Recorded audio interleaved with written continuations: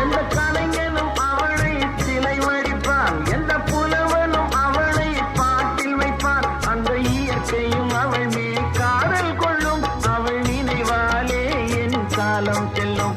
நான் பார்த்ததிலே அவள் ஒருத்தியை தான் நல்ல அழகி என்பேன், நல்ல அழகி என்பேன்.